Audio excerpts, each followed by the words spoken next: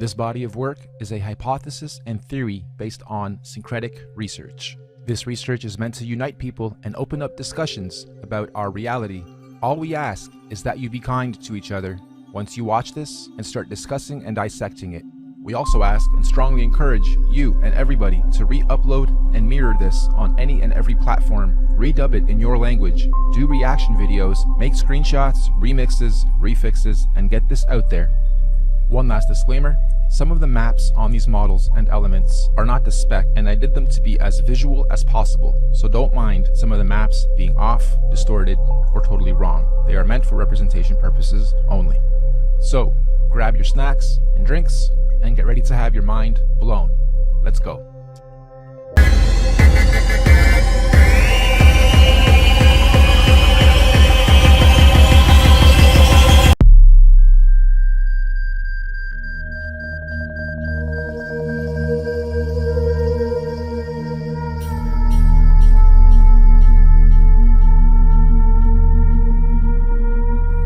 It's true, all of us used to be one on the same vibration.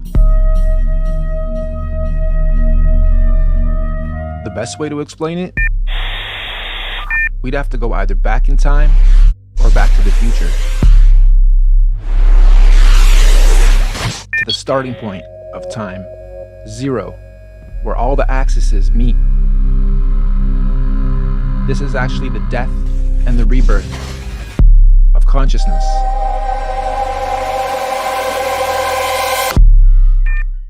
So, a lot of controversy.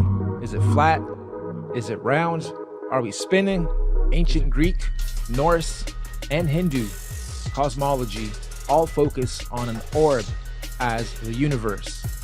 And after watching enough flat earth videos and a couple of these, I went down the rabbit hole of the cosmic egg. So let's walk through how this universe may have started. Step 1. Out of the void, the Holy Trinity gets created. Birth, life, death, repeat. Step 2. The Holy Trinity creates its womb to protect itself from itself, the void. Then, the Trinity separates into 3, positive, neutral, and negative. Next step, the cosmic vortex is created. This gives us our oscillations, our weather, our currents, our airflow, etc. Then, our actual Earth, the rock, a 3-level pyramid on both sides. We are on the 3rd plane. This gives us our 4 elements of life: air, earth, water, and fire. Up above, the galaxies and the stars and the firmament are put in place. Next, we have our toroidal fields. These electromagnetic fields protect and separate all the lands. They also oscillate at different speeds, giving us all our rotations of the different planets. Next, the suns and moons are put in place. 3 suns, 3 moons, with Mercury in the middle, acting as both a sun and a moon. And there you have it, Earth, the universe, within a multiverse, within a masterverse. We can't get past lower Earth orbit. That's that first toroidal field to the lands of Mars and Venus. The Antarctic is not the South Pole. The Antarctic is the perimeter around that first toroidal field. When they say they're going to outer space, it doesn't mean up. It doesn't mean to land on stars. You can't do that. It means to go outside the perimeter to outer lands. When they talk about alien life forms or other life forms, it means coming from these other lands. So who knows what's beyond those perimeters? That could be the land of the aliens. Maybe we're the aliens. Maybe the outer perimeter has even more life forms and resources and inhabitable land. Maybe some of us already get to go there. One thing's for sure, if this is true, I could see why they'd want to hide it. The resources on these planes are obviously limited if this is all designed. If there really is a dome above us, and we're stuck here, and we can prove it, then the first thing we'll want to do is break out, figure it out. Why is it here? Why are we here? Who built this? Next, the religions will probably all claim they were right. Next, chaos. panic. The elite have done a great job at the divide and conquer campaigns over the last generations. Now it's down to gender wars, identity wars, regional wars, resource wars, and the most important, the war on your mind, body, soul, spirit, perceptions, indoctrination of who you think you should become and what you should spend your life doing. We're not unified, and that's the last thing they want. This scares some people. This makes others laugh. They'll continue believing we're spinning on a ball, defying all kinds of logistics. But okay. The cool thing though, is we're having a mass awakening. All the holy books pretty much tell this same story, just giving all the variables and planets and suns and moons their own names and actors and stories to go by. Being in the arts for the last 25 years, well, my whole life really, but professionally for 25 years, I understand one thing's for sure about music, art, feelings, and this world itself, and that's frequencies and oscillations. And we all come from a sine wave, operate in oscillations and cycles, and so does this planet. It breathes, it goes through cycles, it goes through patterns. The suns and moons go through multiple oscillations at the same time. This model also explains lunar and solar eclipses rather easily, rainbows, color theory, etc. also rather easily. The point of this, if any, don't let it scare you, even if all of it is true.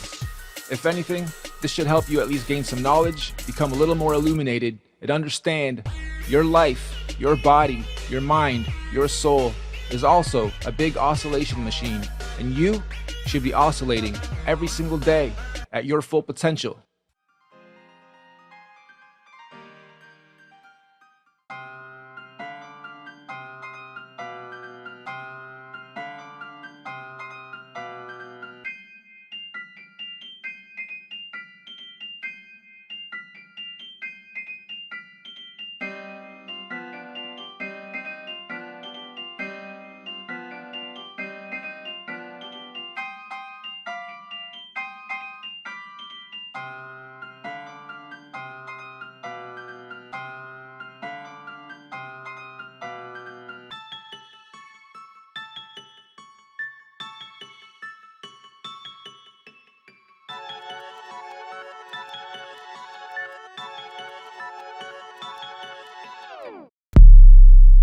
With the huge controversy on whether we do live on this spinning ball or a flat plane, I'm here to present an alternate theory, kind of mixing both.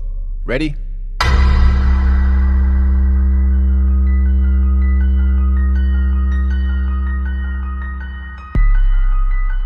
At first, out of the void, the nothingness, the timeless, spaceless, and matterless abyss, chaos finally met order.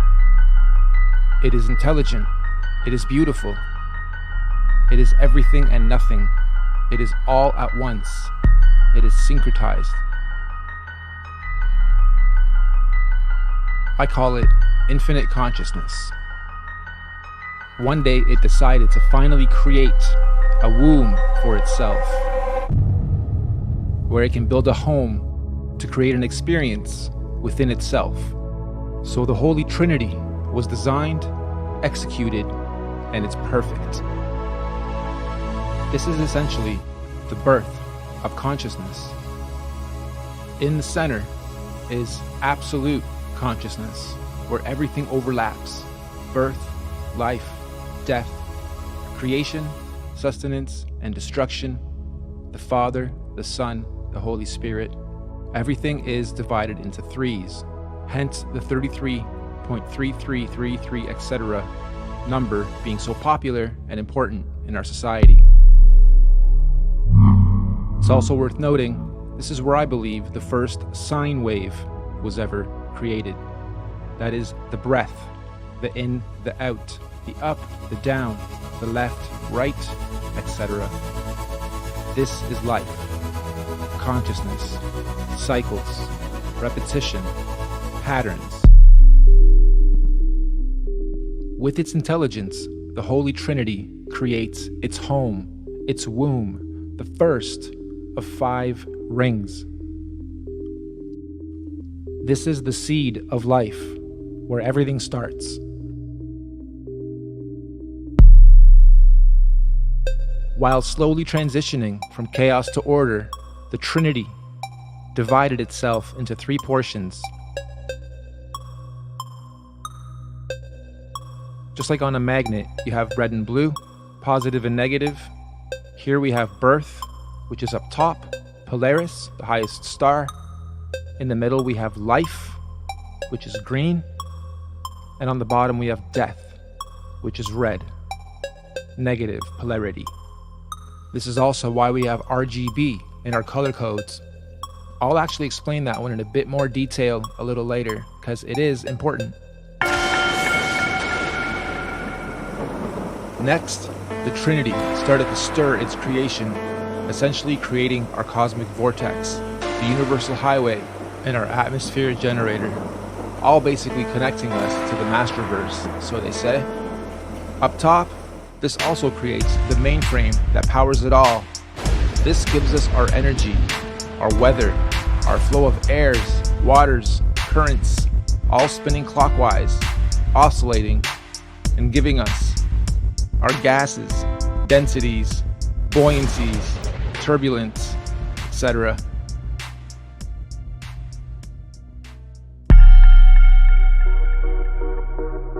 The upper part of the orb is known as the land of the gods. This is where the star of stars, the director of everything, sits. Under him, Omega, Andromeda, and the Milky Way, all giving birth to the first breath by Neptune and Uranus, giving it its first oscillation. This is what mixes everything. This is what creates our actual clockwise spin. We know it as the vortex, the cosmic vortex, or the black hole. Next, we have our actual Earth, built in three parts as well, both above and below. Like they say, as above, so below. So we have three-part pyramid here, and each level of these pyramids are our lands. So we have the crust, the mantle, inner core, and outer core. This is also what gives us our four elements of life: air, earth, water, fire. Also, now that you have this viewpoint, you can see that there is such thing as space. However, it's not to go to other planets up there, it's to go to outer lands beyond our perimeter. Why can't we go to the perimeters? This is why right here. These are called toroidal fields. You guys know them as the Van Allen belts. There are 5 toroidal fields that separate the lands and give each its own ecosystem, its own sun and moon, and give each its own atmosphere, and rotate and oscillate to give the Earth its breathing system. Okay, this allows the whole orb to breathe in and out, and these toroidal fields protect each perimeter, or we can call them districts. So we are on the center one, and you'll see 4 here with a tiny one in the center of our Earth, which is the North Pole. Okay, there is an actual polar field there. There is actual energy there. Compasses get pulled there. So let's take a closer look. These electromagnetic fields all oscillate at different speeds. So all of these have their own oscillations, both the actual rings and the actual planets or sun and moons within them. Each of these lands, each of these rings has 4 atmospheres to go along with it. And that is the troposphere on the bottom part, the stratosphere just above us, the mesosphere, and then the thermosphere. And again, going back to the vortex that spins from above and below is what gives all of these their oscillations. We're going to talk more about oscillations a little later because they are very, very important. Okay, so now let's break down the planets. Each land has its own sun and moon. Mercury, which is the very center of centers of everything in the North Pole, is both a sun and moon. Okay, it is both, therefore we're not counting it here. We're saying there's 3 suns and 3 moons, man and woman, left and right, positive, negative.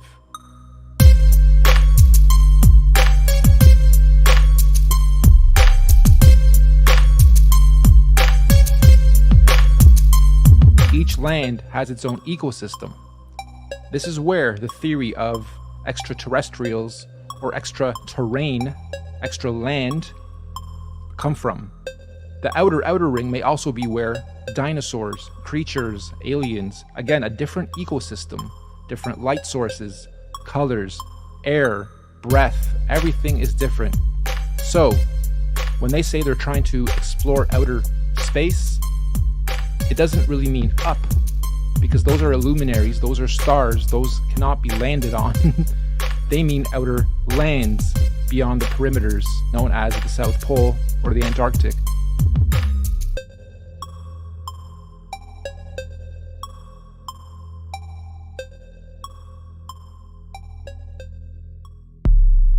You guys have taken in a lot of data. Congrats for sticking around this long. Let's quickly recap. We have the Holy Trinity creating the womb. Then the Holy Trinity separates into positive, neutrality, and negative. Then a vortex is created. Then a rock is created for our lands. Then our toroidal fields are created to create cycles and to create breath and to create oscillations. Then suns and moons are created, and they also have their own oscillations, and they are all respective to their own lands. So let's break down oscillations some more. Here we simply see a sun and a moon going around in a circle. And here we see 3 going around in circles. Now some are oscillating faster than others, but they're all generally going in a circle.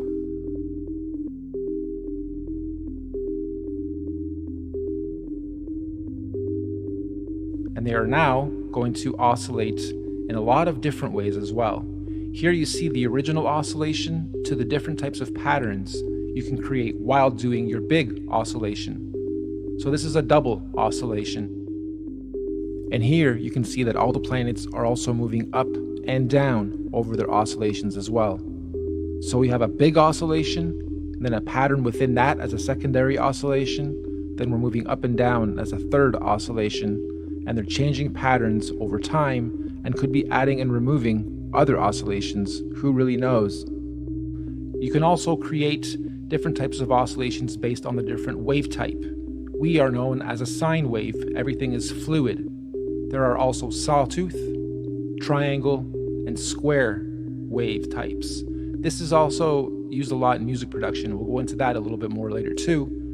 But you can see that these patterns create beautiful shapes, and they also depict our time, our seasons, our summers, winters, when the planet's breathing, opening and closing. That gives us all of our different oscillations. These oscillations also explain the various lunar and solar eclipses. Think about it. In certain oscillations, the sun will be going in front of the moon. In other oscillations, the sun will be going behind the moon, or vice versa. And that probably happens with all the planets. That's why sometimes you'll see people ask, why do I see 2 suns or 3 moons or whatever, the various variations and phenomena that we see. Generationally, these patterns have been tracked to some degree. If you actually pause the video as these are going around in their circles, you'll start to create amazing shapes. And if you connect all the planets and the dots, so to speak, you'll see where the yin-yang symbol comes from, the positive negatives come from, color theory comes from, frequencies come from, everything basically comes from these oscillations. It is a beautiful system of design. They say the fallen angels or the illuminated ones have had this knowledge, which I'm presenting to you today as a simple theory, but there's probably some truths to some of this, have had it for a long time, and it has been perverted and distorted over time. Now, just as a side note, wouldn't it be a great story to tell the populace that you cannot get off this planet, because there is just infinite time and space outside of this plane?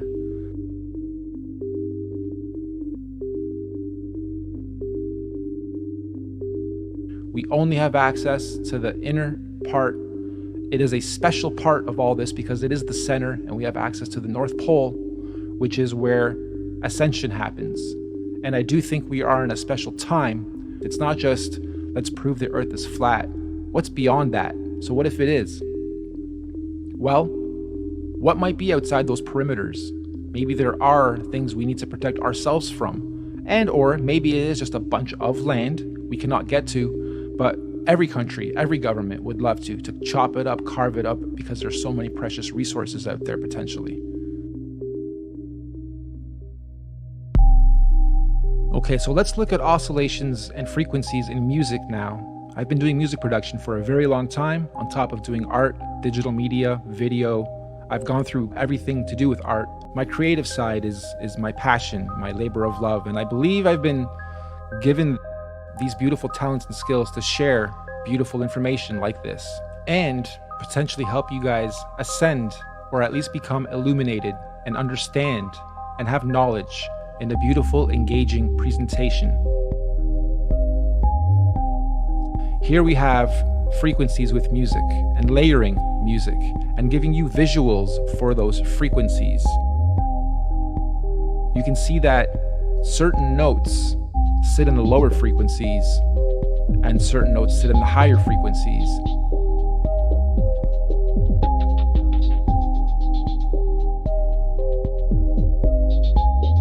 But here you can see layers of audio overlapping each other and creating beautiful waves as well. And when you layer things properly, you create harmonics, natural harmonics. And that's when the oscillations become beautiful visuals as well. So everything is everything. And this is another example of that. But when it comes to music, and when it comes to artists hitting certain notes and singing certain melodies, or priests chanting, or other melodic structures, or chording, or layering of your voice or an instrument, again, you get beautiful harmonics. So when we play something in the higher octaves, it sounds angelic.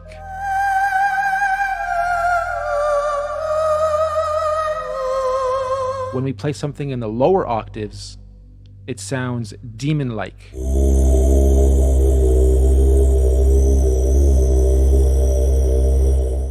If we take this one step further and add a visual and sound effects, you can definitely see how you can make someone uncomfortable or anxious by design. Now, while watching this, think of your daily routine and how you oscillate and what you eat and what type of frequencies you take in, people you talk to, entertainment you take in, etc. You'll be surprised at how much negative energy you probably take in on a daily basis and don't even know it. We're on the fucking moon. Over. We cannot believe you are on the fucking moon. Over. You know when a musical artist is singing and they're off key, you can just tell, you can sense it. You know the harmonics are off. Or when someone's showing you a spoofy video, you can tell it's fake. Or when a journalist is spoofing a story, you can tell they're faking it. This is because the harmonics are off and your bullshit radar is basically detecting it. But when you do it through things like entertainment and movies and music and comedy, where there's a bit of truth to every joke, you play a very fine line of the types of perceptions you're presented with your whole life. So of course, me showing you this stuff's probably making you reject it instinctively, because your whole life you've been told we're living on a ball that's spinning in outer space in infinity. And in part, some of that might be true.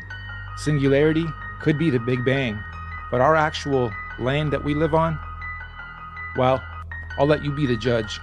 Or you've ended up on this video because you've already discovered your own truth.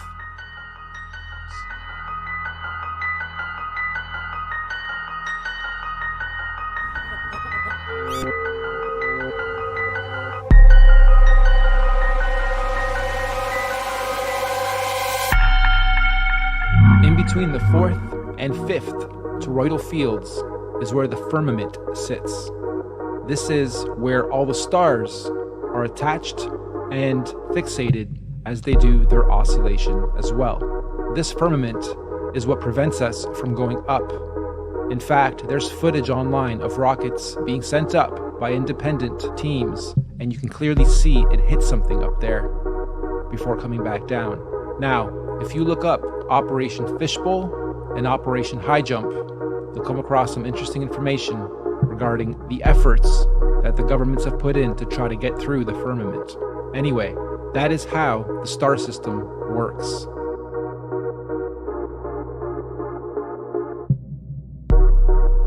Now, the top two planets, Neptune and Uranus, are, I believe, also just above the firmament.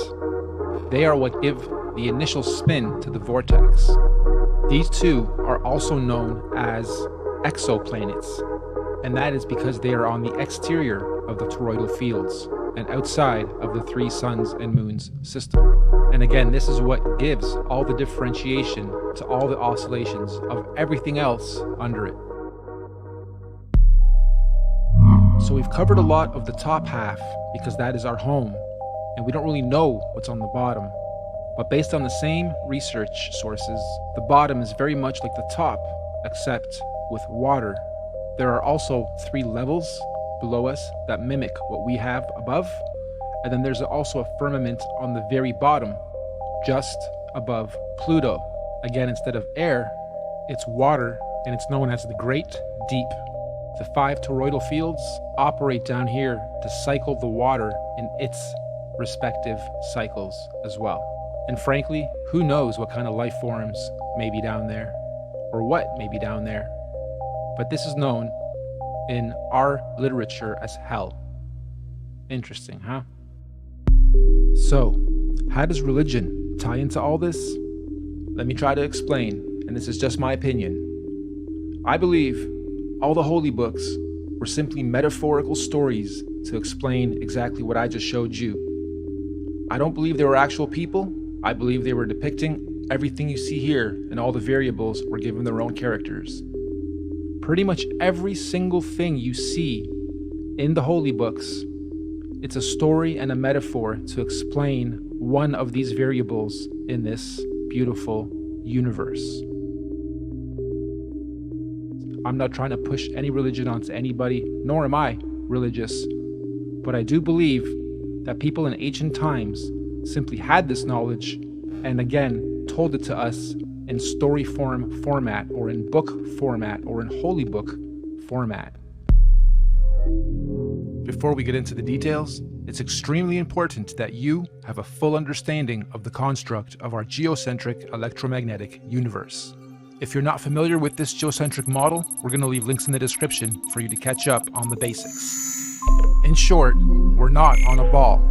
Our Earth currently consists of 4 concentric rings of physical land, beginning and spiraling out from the 0-point axis at the center of the plane, just like a drop of water that falls into a larger body of water, therefore creating a ripple effect, beginning from its point of impact, concentrically expanding outwards. The very middle center of this vast earthly concentric plane is what's known as the 0-point axis. This is what we refer to as the magnetic North Pole. This central pole is not just a symbolical metaphor, but an actual physical marker said to be a magical, or should I say, magnetic pillar, sometimes referred to as a holy mountain or the tree of life. The first big red pill you're gonna have to swallow is that beyond all these dimensional fields of energy from where we are now, in our northern and southern extremities, are other extraterrestrial lands inhabited by other extraterrestrial civilizations. This is what we might call extraterrestrial outer and inner space, extraterrestrial outer and inner Earth. I know, it sounds crazy, just bear with me. Each of these 4-dimensional rings of Earth have their own eco, lunar, solar systems and seasons, and their own sun and moons, which would be our current 7 wandering stars. Saturn and Jupiter being the solar sun and lunar moon of the outermost ring, domain, or realm of Earth. Mars and Venus being the solar sun and lunar moon of the next concentric domain of Earth inside that. This Mars and Venus domain would be the main realm beyond our southern Antarctic boundary and the Aurora Australis electromagnetic field. Then, of course, we have our own solar sun, Apollo, and lunar moon, Artemis, in this domain. And last but not least, Mercury within the inner central realm beyond our northern Arctic boundary and Aurora Borealis electromagnetic field. This inner star, Mercury, is androgynous, both a solar sun and lunar moon in one. It's sometimes referred to as the inner Earth Sun or Black Sun or planet Nibiru or planet X. Now, the full expanse of our entire earthly plane with all the different realms would be what the ancient Greeks referred to as Mother Gaia, the Kemetic Egyptians called the Benben or Mother Geb, and the Indo-Vedics referred to as the Bhumandala. In this presentation, we're going to explain and show how this spiral expansion of space, time, and matter began and continues to be. Let's go. This calendar is a modern interpretation and mix of the Aztec Mayan calendar, Egyptian dendra stone, the various Chinese and Indian dharma wheels, as well as other ancient cosmological and universal clocks and calendars. Many ancient cultures, civilizations, mystics, and researchers have created and depicted various cosmic clocks and calendars over the ages. Some simple, others complex, but one thing is for sure. They all knew that all time operates in a cyclical pattern. They knew that everything in existence has a beginning, a middle, and an end. Birth, experience, growth, and death. Sunrise, midday, sunset, midnight. Spring, summer, autumn, winter. Iron, bronze, silver, gold. You get it. So our cosmic calendar of time is a macrocosmic and syncretic mirror reflection of those observable microcosmic clocks, calendars, cycles, and seasons of time. And as always, our research is embedded on the foundation of natural and observable everyday reality. Hopefully by the end of this presentation, you will have a better understanding of how different ages, races, civilizations, and realms have come about over time within our electromagnetic cosmic egg universe. So in order to understand our calendar better, we need to break down something known as an epoch. Our epoch here is going to be 24,000 years for one full cycle. What is the definition of an epoch? A division of time that is itself a subdivision of a larger period of time. Think of seconds to minutes to hours to days to months to years. Good examples of epochs. An epoch is also subdivided into ages corresponding to a series of chronological changes or events. An epoch can sometimes be referred to as an era, age, period, time, eon, span, stage, or point in history. Universal epochs are also sometimes referred to as a platonic year or a cosmic day. Just like a clock striking 12 and starting another cycle or day. So our epochs are 24,000 years, reflective of our natural 24-hour day and clock. 24 hours in a solar day, 24,000 years in a cosmic day. The first thing we're going to do is lay a typical 12-hour dial. We're going to follow this by also laying 12 months of the year, and follow that ring by a ring of the 12 zodiac signs matching up to each month. The next ring is going to represent our 4 seasons: autumn, winter, spring, and summer. The ring inside this one is going to represent our 24-hour clock, with 6 p.m. being represented at 12. The next ring is our meridian. We have midnight, quarter past, half past, and quarter to. And inside this ring are going to be our 4 concentric lands, eras, ages, civilizations, and solar systems. As stated, we've already had 4 epoch cycles, and we are currently a quarter past the 5th.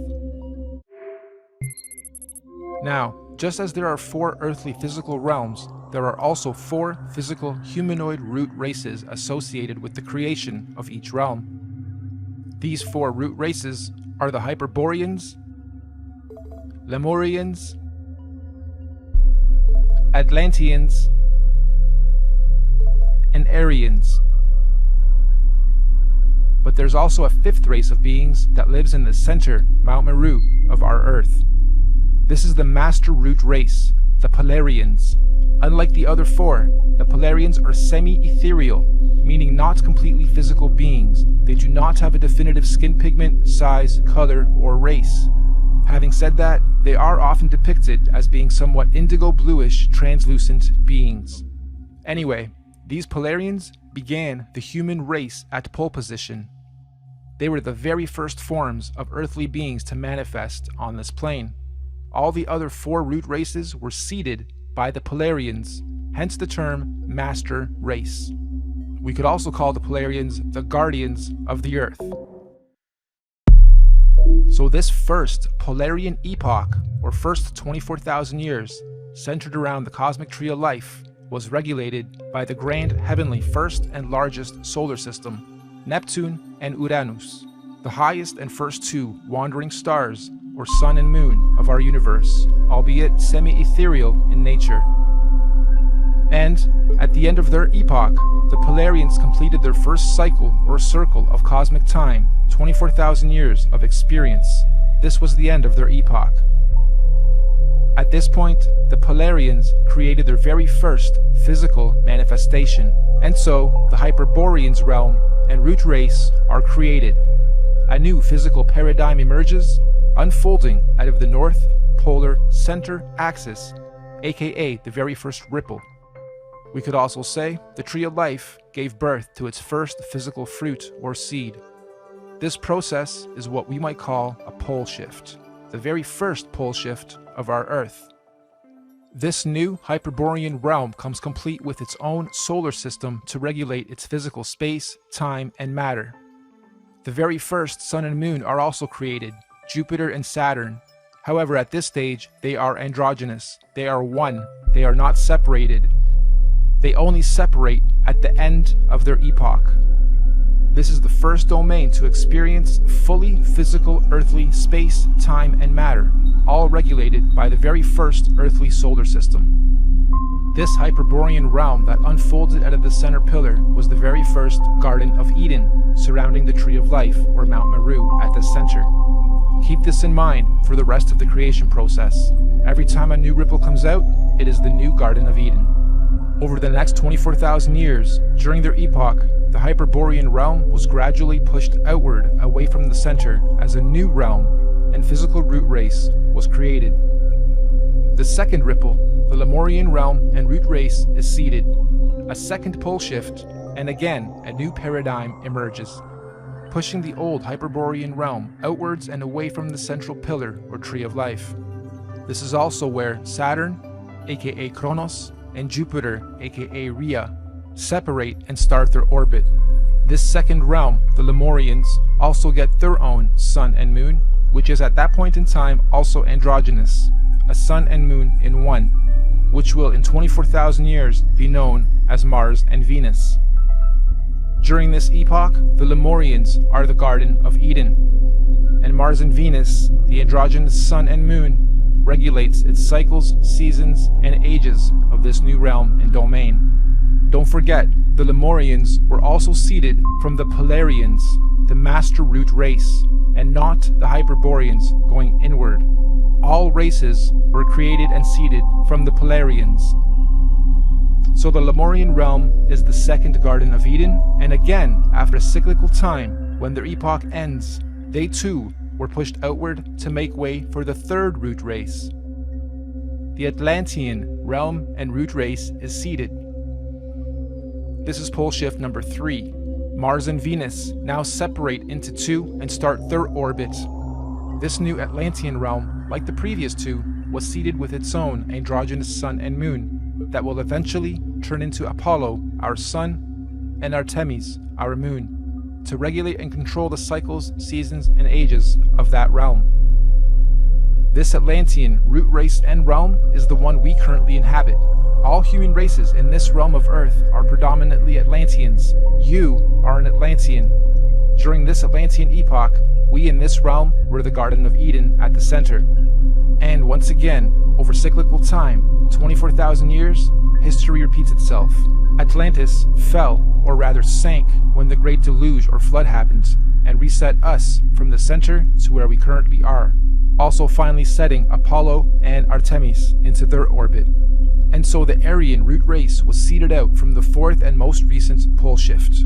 This is the current Garden of Eden. And to give us a point on our timeline, this Aryan root race and realm was seeded about 6,000 years ago to join the human race.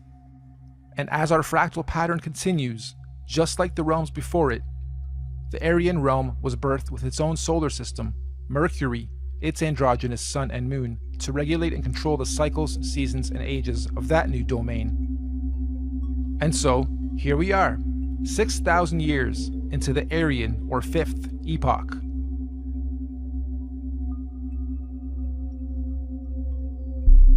In summary, we have 5 epochs so far. The Master Race, the Polarians. 24,000 years later, the Hyperborean realm was created. 24,000 years after that, the Lemurian realm was created. Then the Atlantean, then the Aryan. And according to many ancient scriptures, mythologies, and mystics, there are 2 more epochs to come, meaning 7 epochs, 7 earthly realms, and 7 root races. Moving on. You'll also notice in this realm of Earth we are currently in, there are 4 main races. All the other races in between are mixed races, or rather mixes of these 4 sub and root races. The black races have their DNA lineage from the very first Earth root race, the Hyperboreans. All native black cultures of this realm predominantly have their cultural beliefs and practices handed down by the Hyperborean root race, sometimes referred to as the Anunnaki. The Oriental Asian races have their DNA lineage from the second root race, the Lemurians, and likewise, the Oriental cultures stem their beliefs and practices from the Lemurian root race, commonly and mistakenly referred to as the Reptilians. The Indo-Asian races have their DNA and lineage from the third root race, the Atlanteans. The Indo-Asians naturally stem their beliefs and practices from the Atlantean root race of their current realm. The Indo-Asians naturally stem their beliefs and practices from the Atlantean root race of this current realm. This means the Indo-Asians or Vedic Indian races are the original root race lineage of this Atlantean realm. And the white races have their DNA lineage from the most recent fourth root race, the Aryans. And of course, most of the white cultural influences we see today are seeded from the Aryan root race currently at the center, Garden of Eden. The Aryans are what most religious texts and mythologies refer to as the current gods, or sometimes fallen angels. The Aryans are also sometimes confused with the Palladians, aka Polarians, who are semi-ethereal beings that live at the very center, Mount Meru, and not in the current Aryan Eden realm. Now, although we in this realm all appear to be different races within our different sub and mixed race lineage and traits, we are actually one race. This is due to the mixing of genetic codes over time. We are all predominantly Atlantean humans, only with slight genetic variances, most notably skin pigmentation, hair structure, eye color, and cultural and religious programs. In fact, most of the racial and religious divisions and wars fought today have their roots seeded from past wars between the 4 root races. We Atlanteans in this realm inherited our predisposed prejudices of one another from outside influences. Now, we hypothesize that all the other Earth realms would have many different multicultural sub and mixed races in their own domains, just like we have in this realm. Meaning, there are probably thousands of different sub and mixed races and cultures within the different domains across the entire plane of our Earth. But, fundamentally, every root, sub, and mixed race on Earth is of Polarian origin. Every physical conscious being in existence on Earth is of Polarian origin, with all the various solar systems and extraterrestrial civilizations divided and separated from one another by the various toroidal electromagnetic fields, aka the Van Allen belts. These electromagnetic belts do periodically open and close or weaken and strengthen dependent on the various universal and cosmic cycles, seasons, and ages. This periodically happens to allow the sharing or rebalancing of conscious energy, technology, and knowledge between all the different earthly dimensional realms. And we are fast approaching the next opening of these electromagnetic barriers. This opening event will be a revelation that will impact us all in this realm, collectively and individually. We can already see the birthing pains of this great cosmic event with the current so-called conscious awakening and unusual weather patterns. Moving on, we must remember that these physical constructs we call bodies are just that. They are bodies, vehicles, avatars that carry the real, living, Polarian conscious energy or spirit being within it. This conscious energy within us that is here experiencing, learning, growing, and sharing is what some might call a spirit or a soul. This is the real you, your soul, your conscious energy.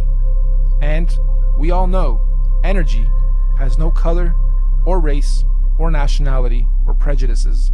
Just polarity, positive energy, good vibes or people or souls, and negative energy, bad vibes, people or souls. And as such, the human race is just part of the temporary physical journey, individually and collectively. What many in modern times term as the matrix, or what the ancients called the Maya, the illusion. Next, let's explore exactly how cosmic epochs and ages work, using the current Aryan epoch calendar as our reference. You'll notice the outside rings note our months of the year as well as our 12 zodiac signs. The 12 solar months are actually a microcosmic reflection of the 12 zodiac constellations. These 12 zodiac constellations are our heavenly cosmic clock rotating above us. As they rotate, each constellation has its own energies that subconsciously influence and help guide us consciously here on the earthly plane, both individually and collectively. These 12 months are further divided into our 4 seasonal sections: autumn, winter, spring, and summer, which in cosmic terms are known as the 4 seasons of conscious evolution. These conscious seasons are what the Greeks called the 4 ages of man and Vedic scriptures called the Yuga ages. These 4 Yuga ages are the Golden Age, Satya Yuga, Silver Age, Treta Yuga, Bronze Age, Dwapara Yuga, and Iron Age, Kali Yuga. A full epoch, 24,000 years, is broken up into 8 Yuga ages. Therefore, each Yuga age is 3,000 years. You'll also notice there are more golden or yellow ages than any other. This is because the golden ages mirror the sun's presence during the course of our 12 calendar month solar season. So as you can see, lots of sunshine in the summer, a little less in autumn and spring, and little to none in winter. Of course, sunshine in this case is translated into conscious intelligence. And obviously, the Yuga ages of our universal summer are much higher states of consciousness than the Yuga ages of the spring, autumn, and certainly winter ages. We also hypothesize that when golden ages overlap within different realms, there are no torus fields or separation between those particular realms. This means that when the time comes and the golden ages overlap, all lands that overlap can be crossed in and out of. In other words, those particular domains are open and free to interact without restriction. This is because they are oscillating at the same golden ratio of frequency or resonance. So, let's now map the universal, cosmic, and solar timelines of all the individual realms or domains. Mainstream science tells us that the Iron Age began about 6,000 years ago, which mirrors the reset point here, 12 o'clock. They also tell us that the Middle Ages were about 3,000 years ago from today, which again mirrors the timeline here. And this timeline is also the common narrative among most holy books. So, our calendar has our realm or domain beginning this epoch 6,000 years ago with the age of Taurus, the bull. Interestingly, the Old Testament of the Bible begins in an age where they worship the bull. This is symbolical of the first 2,000 years of Taurus astrological energy. After some time, bull worship ended with the story of God telling Abraham to stop bull worship and instead sacrifice a ram. This is symbolical of the change from the Taurus bull age into the Aries ram age.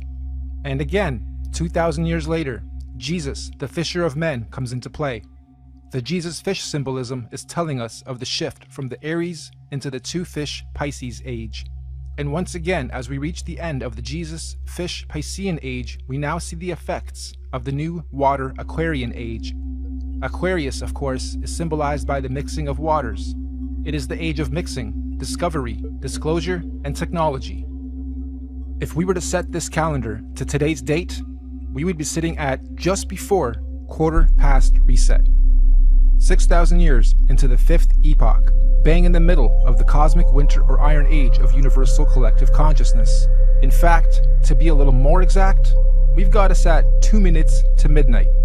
Now, this is interesting because mainstream science has something called a doomsday clock, and on the doomsday clock, they are saying the Earth is 2 minutes to midnight or doomsday. It was actually moved from 3 minutes to 2 minutes on the 18th of January of 2018.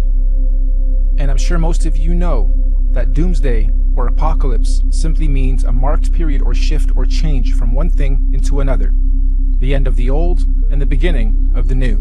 And we are living in extremely exciting times for those who are paying attention to what is going on. Knowledge, truth, New information and discoveries are not to be feared, they are to be embraced. This particular cosmic shift we are about to have is an important one because it's a cardinal shift. This means all 4 current earthly domains will simultaneously be experiencing their own doomsday or apocalypse or shift of season. So let's go through each realm's cosmic shift. The Central Aryan realm will be having a fantastic apocalypse, shifting up from their bronze into their silver age of consciousness. We in this domain, we're having an okay but confusing apocalypse, shifting up and out of our Iron Age into our Bronze Age of consciousness. Hence the so-called conscious awakening. Knowledge, information, and data are more readily accessible to the masses than at any other time in this era of recorded history. We can clearly see all these changes slowly taking effect, particularly in the more advanced regions of this domain. We get a lot of knowledge from technology. Now, the domain outside of ours, Mars and Venus, are going through a horrible apocalypse. A real doomsday for them as they reset or fall from their golden ages into their Iron Age of consciousness. And the last realm, the Hyperborean realm, still has one more golden age to go. What's even more interesting though, is the nature of this current and coming cosmic shift. Like we said earlier, the current shift is called a cardinal shift, meaning we are not only having a zodiacal energy shift, but we will also simultaneously be having a physical solar shift to mark all these changes. This simultaneous double transitional shift is known as a cosmic or galactic alignment. Most of you will know that on the azimuthal equidistant geocentric Earth model, the Sun coils up and around the electromagnetic dome that encapsulates our Earth for the summers, and coils down towards the end of our solar year to its southernmost position of the Tropic of Capricorn. And on December 21st is at its lowest zenith or y-axis point, the farthest out from our land center and the closest to the Earth vertically. This is what's known as the winter solstice from a northern hemisphere perspective. Once the Sun has reached its lowest point, it follows the same gradient circuit, neither ascending or descending for 3 days, before it then begins its journey back up to the Tropic of Cancer towards the top and center of our electromagnetic dome of this domain. Meaning, every year, for only these 3 days of our year, from the 21st to the 24th of December, the Sun is neither rising or falling along the electromagnetic torus field dome over and around us. The Sun only resumes its ascension back up to the top 3 days after the 21st, on the 25th of December. Sound familiar? Dead for 3 days, only to rise again? Anyway, if there's to be any kind of cosmic solar event, it would most likely happen during this period when the Sun figuratively dies and is waiting to rise again. Using the same principle, we hypothesize that all the other suns in all the other domains follow a similar solar system. As above, so below. As within, so without. However, obviously their seasons and solstices occur at different times in relation to their own individual ecosystems. You've heard us refer to this body of work as the master oscillation. That's basically what we're saying. All the luminaries have their own paths. Oscillations, secondary, third, and fourth oscillations, and eventually they all line up again, and eventually, they complete an even bigger cycle, fully lining up. And this only happens once every 6,000 years. So on December 21st, Mercury at the center, our Sun in this domain, Mars in the next domain, and Saturn in the last domain, and all the moons on the other side, will all stop and align in the same direction on the same path and gradient at the same time for the first time in 6,000 years. This is what we hypothesize is the long-awaited return of the Sun/Sun, or Christ, the galactic alignment, return of Nibiru, or Planet X, or consciousness, the great solar event. This cosmic solar alignment will take 3 days to fully align, starting on the 21st of December and ending on the 25th of December. The electromagnetic torus fields in all 4 realms will either disappear or open up or weaken due to this galactic solar alignment. This is the opening of the portals or windows of the heavens spoken of in the Bible. This opening should occur for 7 days, from the 25th to the 31st of December. That also means everyone on Earth will all be able to see all the different wandering solar systems of all the domains clearly in our skies. Everyone will have vision. And if you think about it logically, if all the luminaries are at their lowest points, that would make everything above us easy to see, bright, and crystal clear. On a side note, isn't it interesting that we've all been conditioned to be the most busy during the specific time of year every year, and blinded to the Earth's true oscillations, signs, and beauty. Yeah, we celebrate. However, the ways we do it and the reasons we do it are perverted. Even with how many trees we cut down every year to carry out a ritual, which could actually be a geocentric ritual to begin with. The tree of life, the Christmas tree. This period of time is what the ancient cultures were describing when they said there was a time when the sky fell. Many ancient cultures also describe a time where there were many suns and many moons in our sky, and we believe history is about to repeat itself again. This phenomenon will affect and change our atmospheric conditions as well. These events periodically happen over cyclical time in various scales. The last big one occurred in 1859 and was called the Carrington event. Feel free to look it up. The one coming is going to be much, much bigger. This solar alignment is meant to realign cosmic energy and consciousness within the various earthly domains and realms of our Earth. This energy blast will begin at the center of the Earth, or the North Pole. It will spiral outwards towards the edge and bounce back towards the center over a very short period of time. The event itself will be triggered by an electromagnetic sonic boom that will look like what we know as a nuclear atomic bomb. Don't worry though, it will not be an atomic bomb. However, it will positively be nuclear. It will give humanity a new, clear vision for the future, individually and collectively.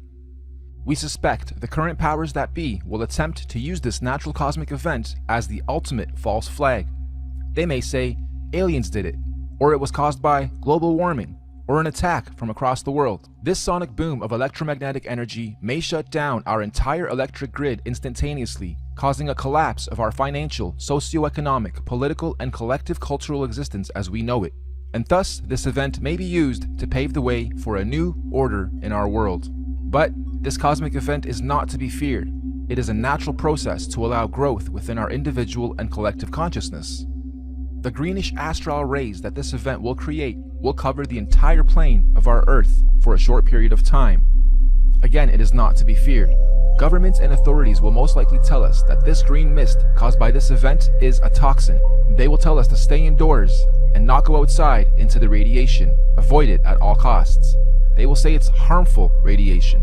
And it will be, for those who have heavy metals in their bodies, i.e. vaccines, etc. But for those without harmful chemicals in their bodies, the radiation will radiate and activate dormant DNA, potentially giving you supernatural abilities. Maybe not Superman-like, however a heavy increase in consciousness and your 5 senses will be expected. And for those of us planning to make the pilgrimage up north to the central realm of our Earth, aka the Garden of Eden, this will be our window of opportunity. Side note, we are just citing scriptures. None of us on the team here are religious or trying to push any dogma on anyone. On the 16th of November 2017, we had a very strange phenomenon occur in this realm. Many of you will remember the red sun and red skies we witnessed and experienced in most of the world. We hypothesize this was a sign of what's to come for those who are paying attention. I know everyone here probably witnessed and experienced this phenomenon, but how many of you actually took note? Of course, mainstream narrative at the time was that it was nothing important, just dust from the desert blocking the sun, and so that little solar event came and went with hardly anyone taking note. Well, for those with eyes to see and ears to hear, please take note. Moving on, we hypothesize that the opening of these electromagnetic torus fields will create an atmospheric plasma discharge due to all the different solar systems of our cosmos being in direct contact with one another. This will create a rainbow effect atmosphere all over Earth in all the realms, an atmospheric twilight, if you will. More importantly though, this opening event will also allow for physical travel between all 4 realms or domains for those with the technology or means to do so. We might call this real interdimensional or outer or inner space travel. Here's another big red pill. NASA has openly admitted on numerous occasions that we humans cannot go past low Earth orbit or beyond the Van Allen electromagnetic belts or domes. However, during this period, we believe we will finally be able to do so. And what does that mean for us? Well, all these different realms are going through their own individual cosmic shifts, seasons, and ages. Because the spiral ripple began at the center, it technically means that, at the center, the inner dome or realm is 3,000 years ahead of us. They have already had 3,000 years of Bronze Age, where we in this realm haven't yet.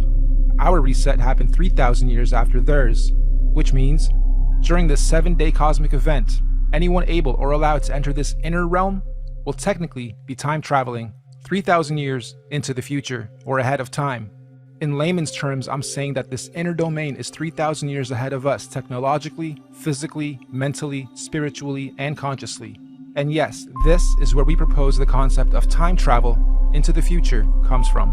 And on the flip side, as the ripples shifting outwards towards the Mars domain, they would now be 3,000 years behind us. So, going from our plane to theirs, we would be time traveling backwards 3,000 years. So, why on earth do the leaders of the free world think it's necessary to militarize space all of a sudden? And why on earth are space agencies and governments all talking about being the first to colonize Mars? Let's look at the definition of colonization.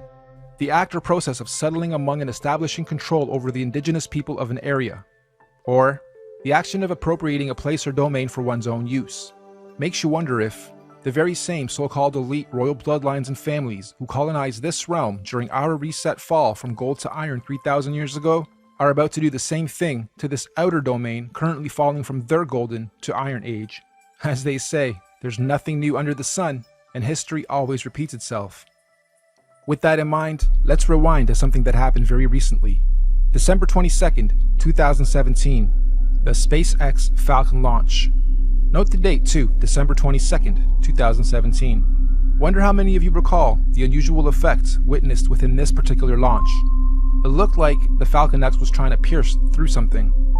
Or perhaps, testing the outer electromagnetic belt or torus field. Kinda makes you wonder, were they trying to beat the clock? Perhaps they succeeded and the secret colonization of Mars is already underway as we speak, hence the militarization of space. However, if they didn't succeed, I'm willing to bet we're gonna see another very similar attempt. Okay, let's stop for a second. I had to add this after the final edit. This script was written months and months ago. I got this script months and months ago, and as I was developing it, I wondered what would happen mid to late November as I was rendering that part. And the universe didn't let me down. Late November, we have Mars Insight. Crazy. Interdimensional earthly time travel is not just a matter of anyone packing their bags and simply going there. There are obviously many extenuating circumstances, like universal and natural laws, that determine how, when, and who can travel where. For instance, the advanced Bronze and Silver Age beings at the center would not want or allow any primitive Iron Age being from the outside into their domain, as it would unbalance their natural harmonic existence. So anyone here, from this realm, wishing to travel ahead of time into this inner realm would generally need to be quote-unquote ahead of their time here, where we currently are, vibrating at a high frequency spiritually, mentally, physically, mind, body, and soul. Many scriptures call this the days of reckoning, or judgment day, or the return of a messiah or messenger of some kind. In this case, we believe this is the so-called event, the return of Messiah. Anyway, let's move on. Those who are ahead of their time in this realm will somehow be given the opportunity to go up ahead of time into this inner or upper realm when the time comes.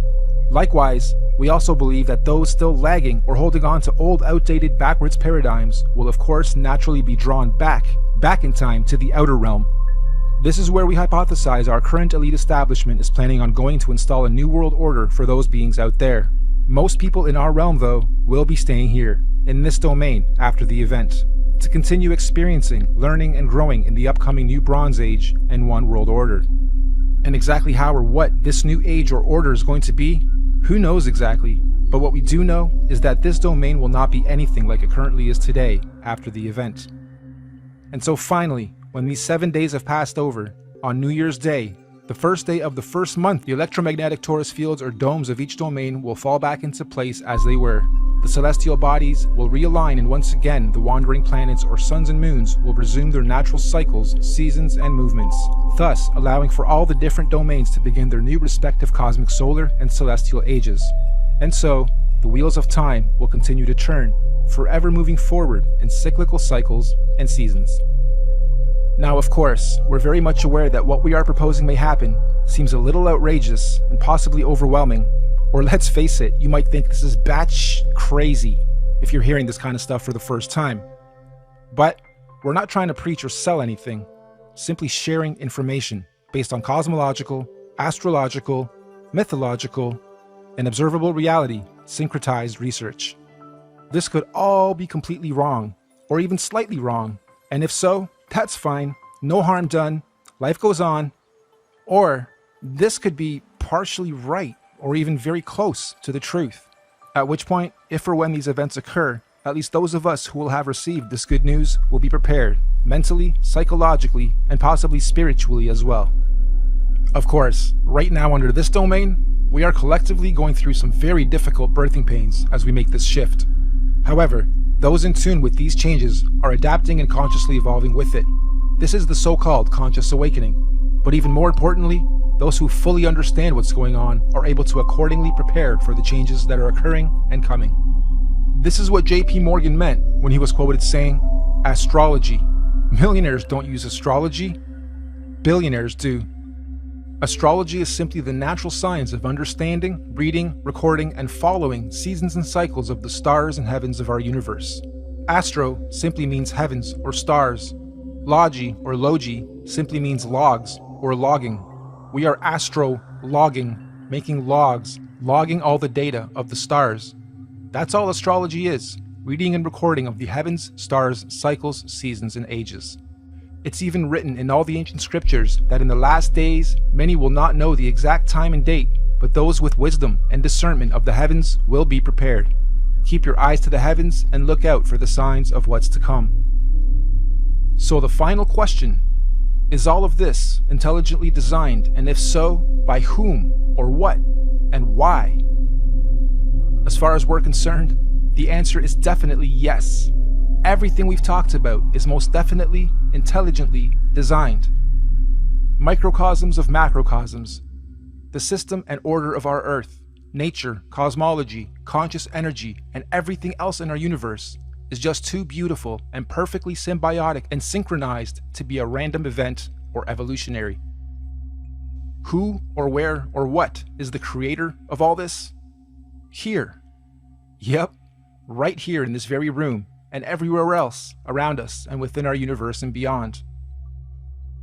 We are all co-creators, conscious spirits, souls, or forces of energy. Everything is energy. Everything is electromagnetic frequency, sound, and vibration, down to the sine wave. Quote-unquote God, any God, all gods, are energy. After all, even religion tells us that God is everything and nothing at the same time, right? The Alpha and the Omega, the beginning and the end, intelligent, conscious, immeasurable, unquantifiable, the source, the creator, just is. And since all of us are little conscious fields of energy, that perhaps we are all small manifestations of a greater conscious field of energy, soul, or spirit. Perhaps all of us are from the same original source, simply experiencing life individually, separate from the whole, little creators, in quality but not quantity, playing a game of cosmic hide and seek with ourselves, all part of the same one song, one verse, the universe, just singing in different tunes and octaves at different frequencies, and desperately trying to find a harmonic, melodic balance. And when we do, eventually, individually and collectively find harmony, we will finally be vibrating or singing from the same one verse in our universe. And this is what many mystics, gurus, teachers, cultures, and religions mean when they say we are one. But for now, I think we're extremely far from that, and there's still much learning, exploration, and experiencing and growth to be had on this so-called journey of life before we get to harmony. There are still many seasons to be seen, roles to be played, cosmic ages, seasons, and events to be had amongst all this craziness and confusion we call life. So in conclusion, you, me, all of us are just visitors to this time and place, acting out different roles and characters. Some of us are being directed by various scripts and programs or scriptures. But as we begin to consciously awaken to who, what, where we are, and why we are here, the plot begins to thicken, and some of us have now chosen to completely lose the plot. Why? Because we've decided to start writing our own scripts, our own programs, directing our own lives and movies, and hopefully moving on to the next stage of this experience, learning and growth, in harmony. Nothing that we've talked about today is meant to be a fear campaign, Because ultimately, there's nothing to fear or be confused or even upset about, whatever stage of life you are at on this journey. As cliche as it sounds, the truth will always set you free. Not necessarily when you lie, but when you've been lied to and you discover the truth. Thank you all for your time and patience. We look forward to the experience of learning, sharing, and growing with you all, regardless of what may or may not happen in our individual and collective lives.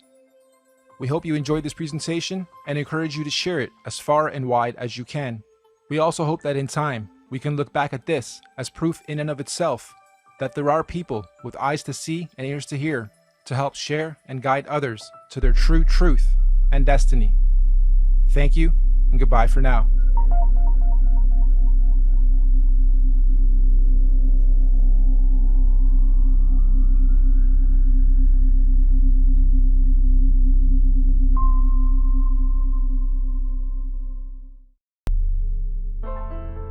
I thought a lot about how to close this out because I've given you a lot of intel, and some of you are probably laughing, while others have been here before, and others are even farther along in the research than I am. Some of you are probably asking, where did you get all this info? Are you just making this shit up, or is this actually sourced material, or... Well, it's a mix of ancient literature, cosmology, science, and putting various random puzzle pieces together for a long time. Again, it's called the Norb theory because it's just that. I don't believe in this definitively either. I just think it's a lot more plausible than what we're currently told. And as I close this out, I'm going to show you guys some screen caps of others that have taken this theory before me in their own ways and presented it. So does it really matter if the earth is flat or not? Not really. At least not for those that already don't believe a lot of what we're told and taught. And there's a lot of us and more awakening every day. But I guess some of the fears would be that the religions would quickly claim they had the right story. There is a creator, something designed this thing, be it a simulation of a simulation or a great designer, a god, a greater being. And not to mention, they'd have to finally fess up that they've been lying this whole time and give us full disclosure, which may well happen. It's actually an exciting time as more people wake up.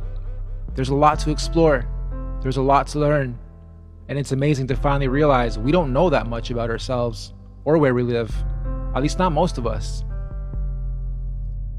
I always thought there must be some order, it's not just all chaos and random, and this was my final missing link to that thinking.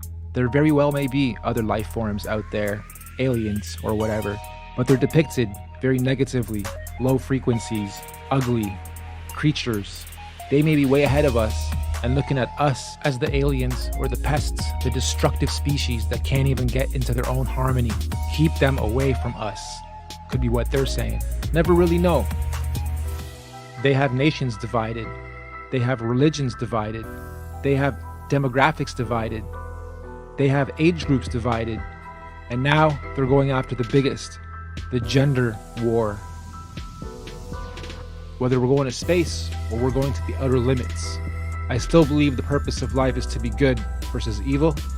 I still believe I've made it to where I've made it to in life because I've challenged everything and I've not been definitive with my thinking, especially when it comes to belief systems, politics, the way I oscillate in this lifetime, and how I spend my time and resources and efforts to try to achieve my goals. As we go through this transitioning, this big mass awakening, I'm sure some of you can already feel it and sense it. So if anything, I'd love for you guys to at least keep an open mind to this and anything that is presented in front of you as fact and definitive. If you can't touch it yourself, explore it yourself, see it yourself, not just on a television screen, not just through news, not just through an organization, be it government or not, then don't just blindly believe it just because you've been told something your whole life. It doesn't make it true. But do your own research. And the 5 most important words that I don't think they want me telling you, they're simple. All you need is love.